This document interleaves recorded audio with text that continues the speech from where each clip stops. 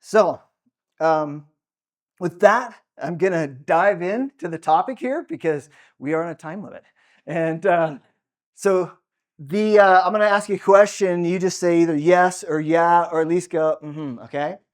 Can I get a witness? Yeah. Can I get a witness? Yeah. Okay, there you go. That's what this is all about.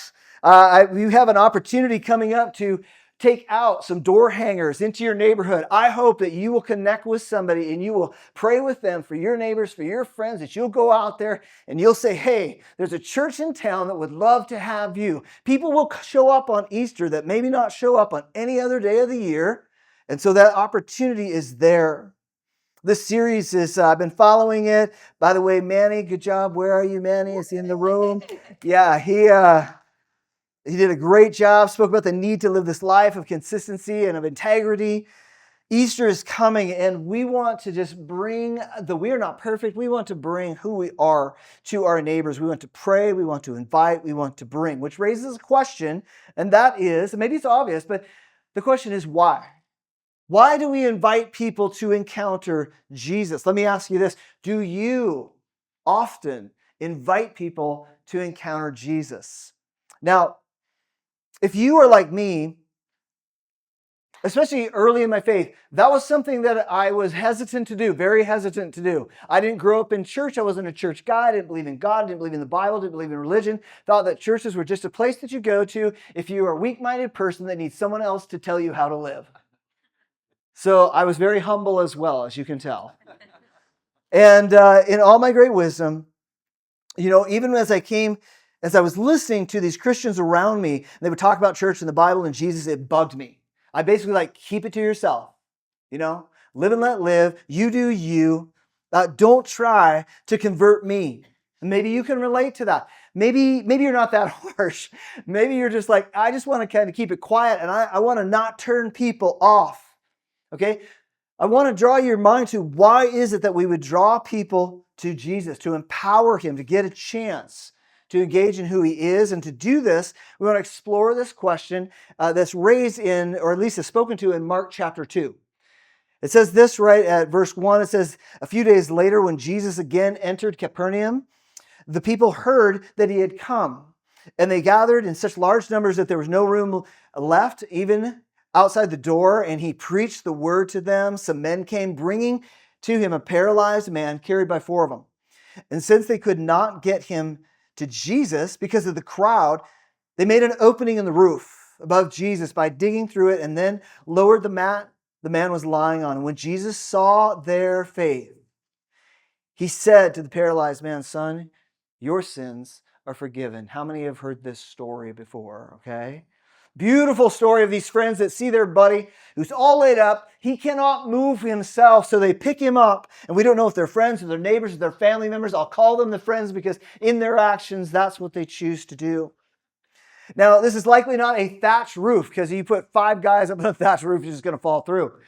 In ancient times, the idea is that there was more of a mud or perhaps tile, and they're up there tearing it away. They're tearing off the roof in order to lower down their friend. And why do they carry him to Jesus? Casey said something on the opening series or opening sermon of this series, and he said, no one wants to be a convert, but many people want a new life. Why did they carry this man? Because they believe that Jesus can completely change a life. Do you believe that? Goes on, says Mark verse 6, it says, now some teachers of the law were sitting there and thinking to themselves, why does this fellow talk like that? He's blaspheming. Who can forgive sins but God alone? They're confused. Now, on the one hand, Jesus is trolling these guys. They are very hypocritical. They're the elites. They've built power through religion, and they like to control, and they don't celebrate the goodness of God as much as they celebrate their own position, and they use the name of God to elevate their own name. So Jesus, man, he's the best at just puncturing through. They're hypocritical. Jesus is real. And so they challenge him. It's interesting. They can sense it. They challenge him back, and they're like, hey, some human cannot forgive sins. Who are you? You are blaspheming. You are saying things as offensive to God as anything that can be said. These guys are hot. They're the religious police, and they're on Jesus. And sometimes we get blinded by religion, right? Sometimes we get blinded to the reality of what God is doing. And Jesus, as much as he loves the church, he is not into promoting religion. He's into changing lives. And so he's challenging these guys. We'll go on. Verse 8. It says, immediately Jesus knew in his spirit that this was what they were thinking in their hearts. And he said to them, why are you thinking these things? Which is easier, to say that to this paralyzed man, your sins are forgiven, or to say, get up, take your mat and walk. But I want you to know that the Son of Man has authority on earth to forgive sins. So he said to the man, I tell you, get up, take your mat, have an amazing day. Go home. So he got up, he took his mat, and he walked out in full view of them. And this amazed everyone, and they praised God, saying this. Say it together with me. Here we go. We have never seen anything like this. Let's repeat it. We have never seen anything like this. See, the guys that brought Jesus evidently had seen something like that. They knew that he could change any life that was brought to him, any life that was given over to him. Jesus is not faking spirituality for these societal elites. He's not messing around with fake religion.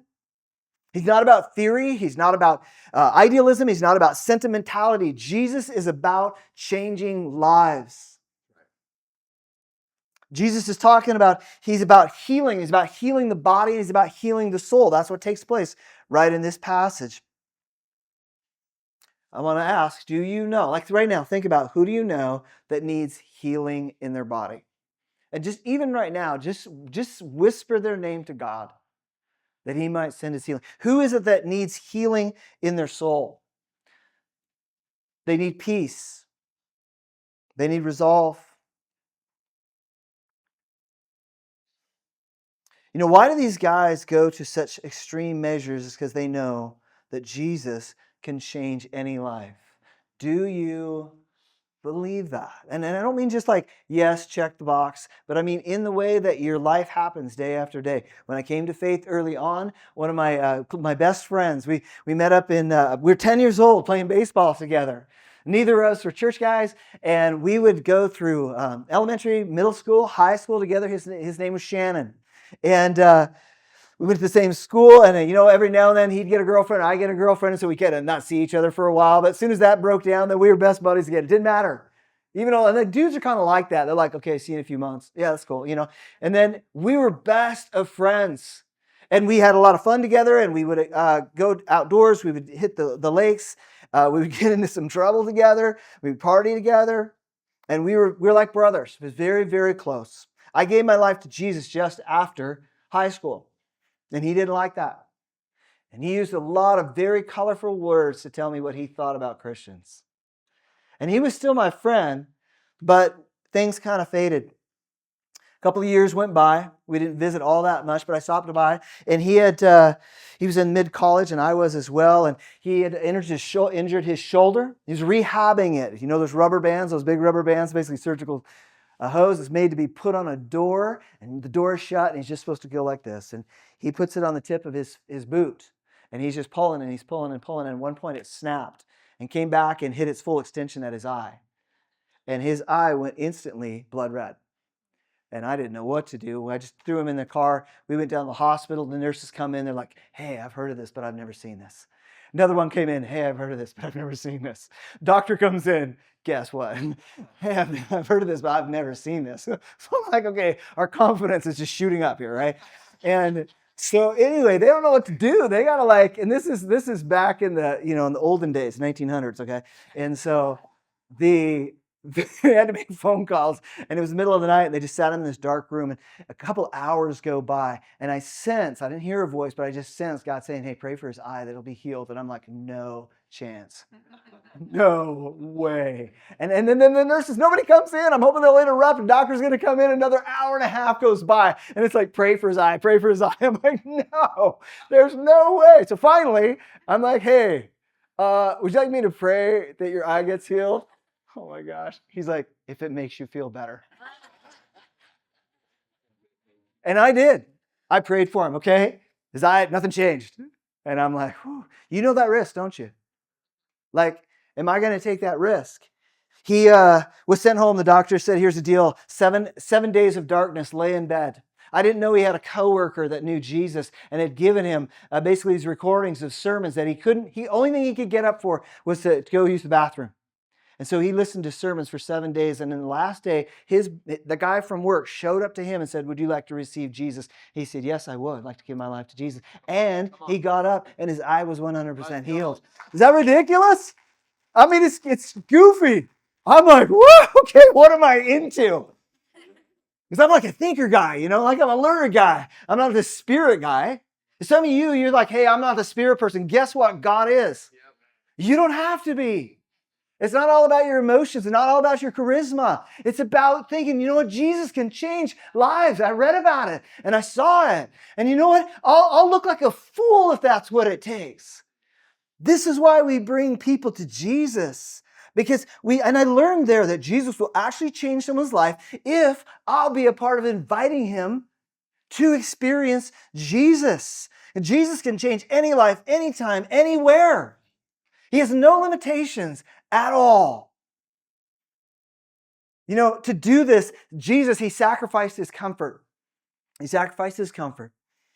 He left his comfort to bring us comfort.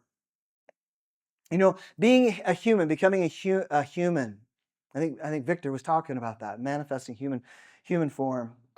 He left heaven and he left the nearness of his Father and he left freedom of a sin-free environment. That'd be hard to leave? A sin-free environment where people aren't hurting each other. I talked to my counselor. I said, how do you hold out? He goes, well, sometimes it does get hard seeing people continue to hurt one another. Jesus left that. He left the perfect home, the perfect neighborhood, the perfect land with Father, Son, and Spirit. And why did he do that? He left his comfort to bring us comfort. Yeah. You're here either because you've experienced the comfort of Jesus and you're like, I just need to keep feeding off of him. He's the vine, I'm a branch, I got to be connected. Or you're hoping that there's a God and you're hoping that he brings comfort. You think about this paralyzed man's experience. This guy, always being limited, unable to carry himself around. I don't know his experience, but for most of us, if we had to name our greatest fears, might be on the list. God, let it never happen to me. And it's this picture of what life could be like. I was on a flight. I sat next to a guy who was 80 years old. He asked me, and he's like, what do you do? And I was like, well, I'm a pastor. And you always get a reaction, okay? And he's like, wow, okay. Well, then I got the right seat, and so did you. He goes, because I'm a Class A pagan heathen, and I need some saving. And he was joking it off because he had a really harsh religious experience with some of his family. So he went into humor defense mode. And we laughed and we joked. And after a little while, I noticed that he started actually talking from his heart. He talked about his grown son was California Highway Patrol. He's out on his motorcycle, pulled over this teenage kid. He's leaning through the passenger window, unaware that a drunk driver is barreling down, maybe 80 to 100 miles an hour, hits the car, takes out the kid, sends his son, the officer, so far, they see the motorcycle, they don't know where his son is. And they track him 80 feet over there. Lost all control of everything from down here. He was a 13th ranked triathlete, including the Ironman in Hawaii. As this guy was opening up, not only what's so obvious is not only his body got shattered, but his dreams got shattered, right? 2 girls, 9 and 7 years old, beautiful wife next to him, who stuck by him. And we look at that and what we identify as we say, oh God, let it never be.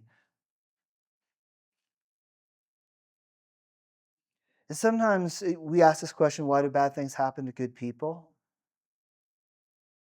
As we should. And we don't know every reason, but the Bible does say this. The Bible says that there's an enemy, calls him a thief, and the thief comes to steal and to kill and to destroy. And that's why Jesus left the comfort of heaven, took on a human body and lived in real history. Jesus left heaven in order to fight against hell here on earth.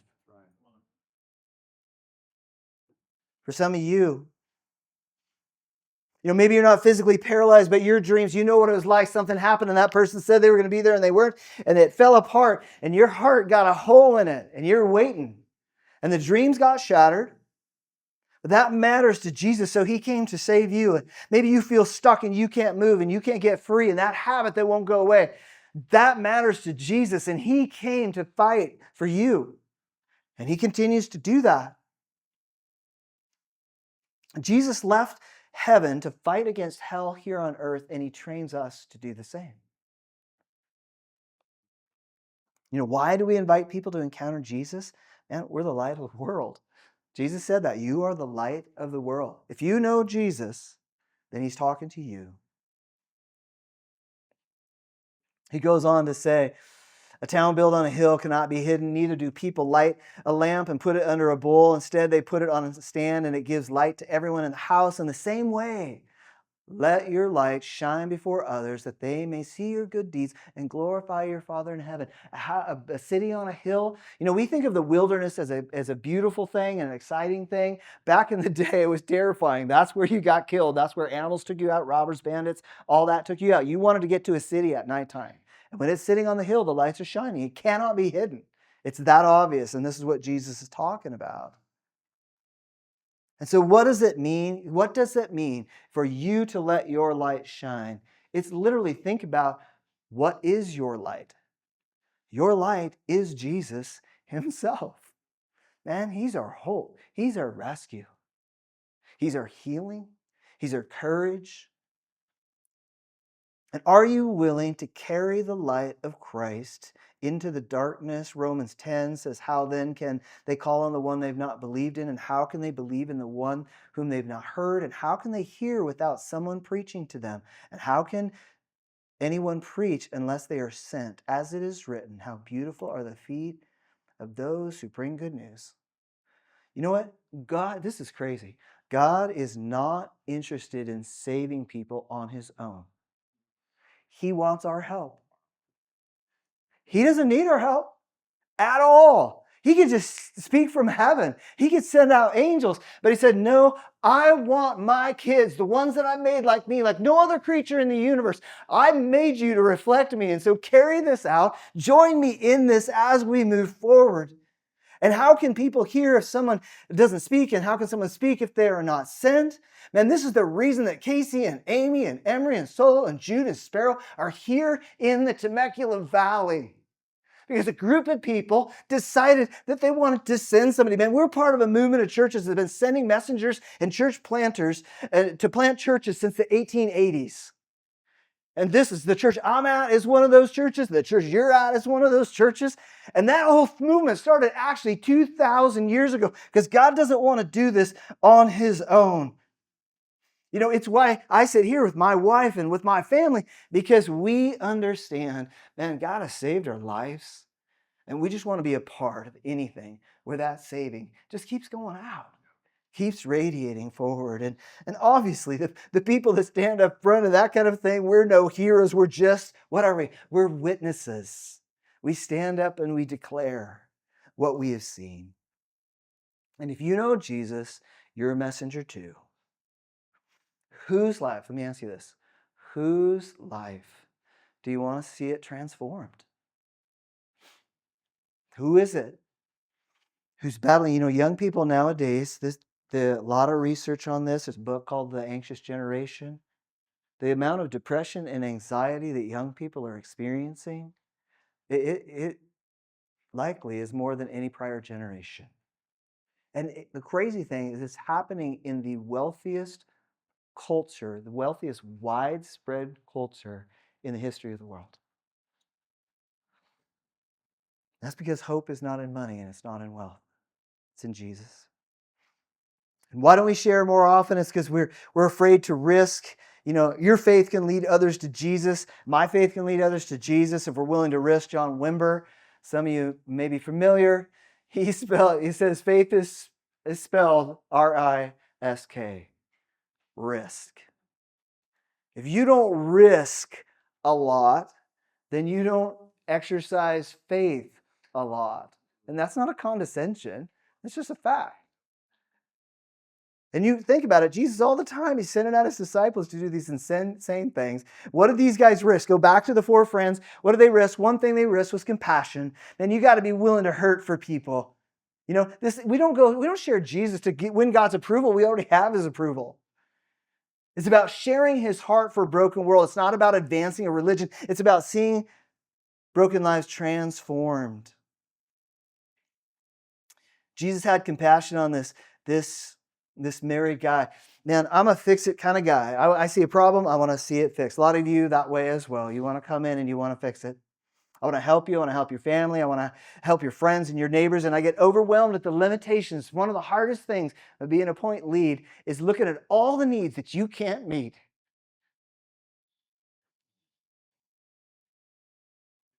Talked with a buddy the other day. His grown daughter is on heroin. His sister is on prescription meds. She's a very successful accountant, lost all of that. My cousin is addicted to gambling. My wife, Diana, she has taught me a lot about being the person of Jesus, She also is a fix-it person, and she likes to do all those things. But what she's had to help me understand is sometimes it's just sad. And you got to feel it. Don't do this as a duty. Don't do this as a religion. Do it as you carry the heart of God for his kids. They say, I'm willing to feel that pain. I'm not going to fight it all the way. Some of you are like, hey, God, I don't want that kind of heart. And so you bury yourself in work and you bury yourself in the screen. You might even bury yourself in a bottle somewhere. But God is saying, share my heart. I have more life for you. Ask God, Lord, would you break my heart for my friends, for my family? You got to be able to risk that. You got to risk compassion. Then you got to risk action. These 4 guys, they took action, didn't they? They went out to their buddy or this neighbor, whoever it was, and lots of awkward convenience. They're traveling to get there, carrying the weight of the man, tearing off the roof, defying the social norms.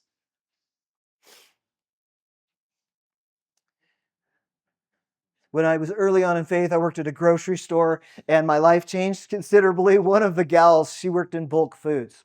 Doesn't matter to the story.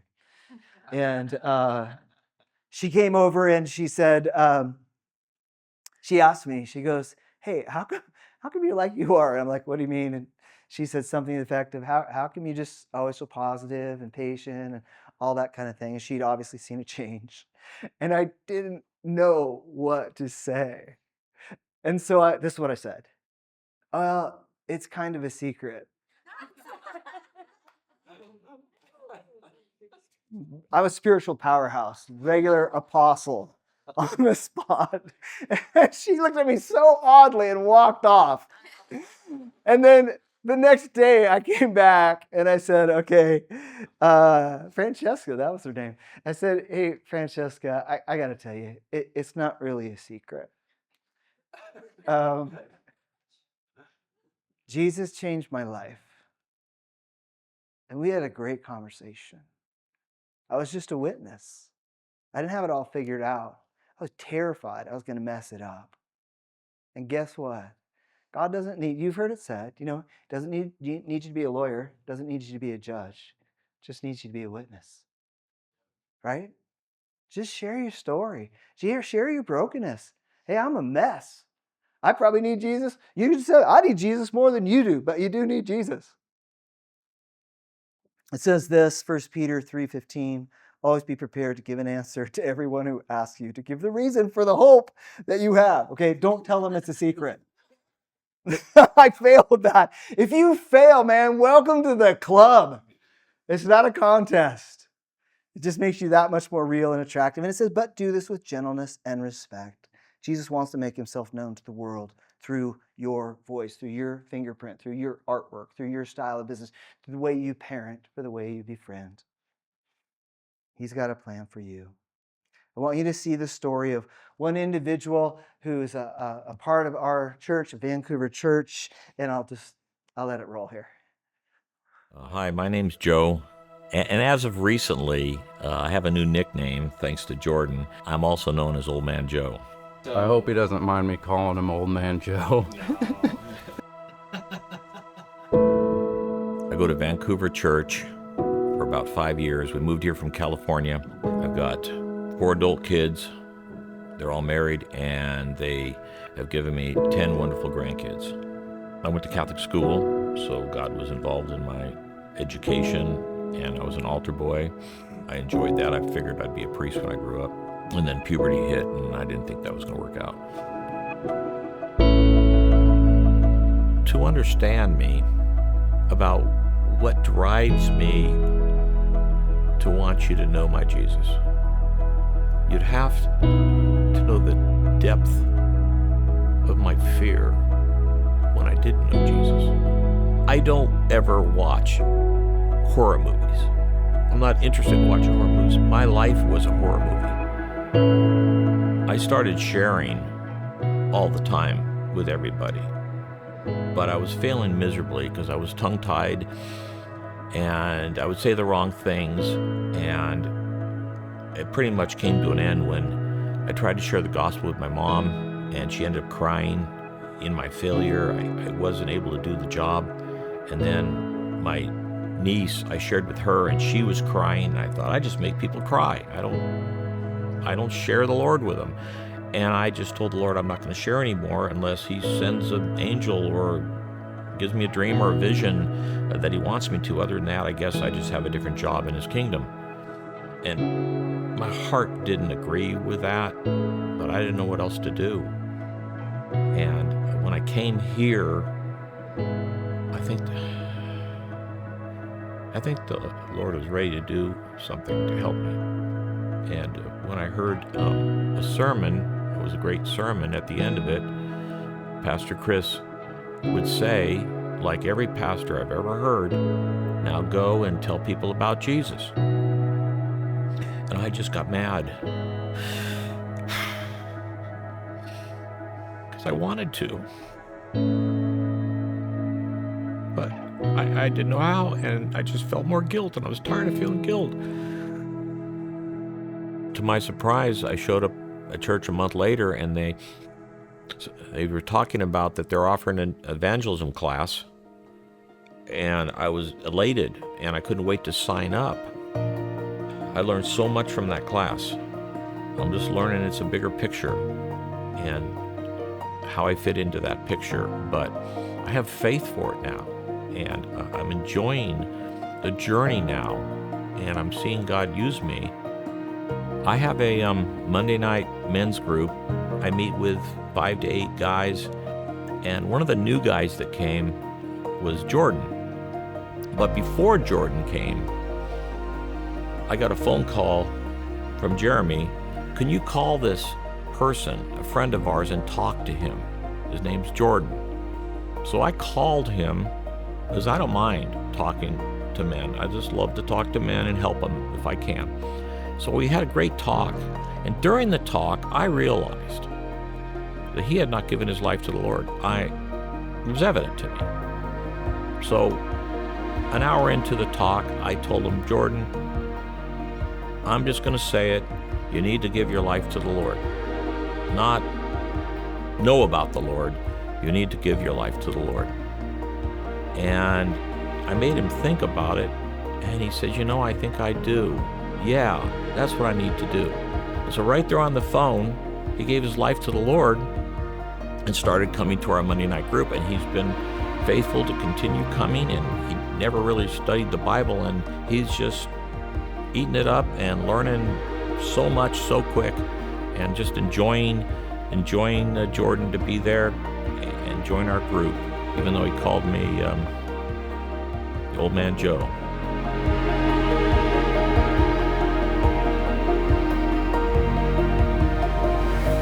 I think for me, I'm not going to I'm not going to challenge anybody else in this. For me, it's important for me not to assume someone's salvation, and I don't make people feel bad or guilty.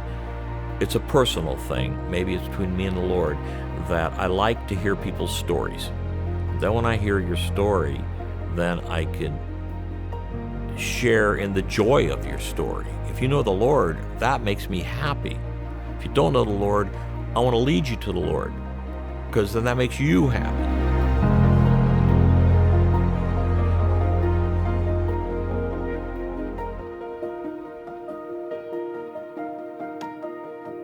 We didn't have time, but there's another video where Jordan tells his story, and it's just, it's about the rescue that Jesus does. He will transform any life that's given to him. And that's why we pray and we invite and we bring. These guys were willing to do it. They were willing to risk. They were willing to risk feeling deeply the compassion that we need to have, gaining the heart of God. They were willing to risk their reputation and the awkwardness and the rejection. And as you head in, I love so many things about Joe, but he's just like, man, I'm just tired of feeling guilty. I want to free you up from the guilt. I pray by the power of the Spirit that you're freed from the guilt of religion and its heavy yoke poured upon you. Amen. And that you would be set free to just be a witness. You don't have to control it. You don't have to make it happen. You can mess it up. I mean, he made his own mother and cousin cry. And in the end, he's learning. And God is growing, and he wants to grow you. And he wants you. Like some of you are saying, hey, my life is so difficult. It's so tough right now that I just got to kind of focus on my life. And you're even trying to figure out, like, Lord, why? Why is it even this hard? And what he's saying is, hey, I know it's hard and that matters to me, and I am here for you. But one of the reasons it's so hard is if I end this all, like right now, if I just come back and I end it all, then everyone that doesn't know me is stuck apart from me. So I want to ask you to weather the storm with me. And it's going to be hard. Times it's going to be unbelievably hard. But the reason I'm leaving you here, one of the biggest reasons, well, number one is that you would know me in this unique way. You would reflect me in this unique way, but also that you might carry the message. Just share your story. I want to ask you to stand where you are. Some of you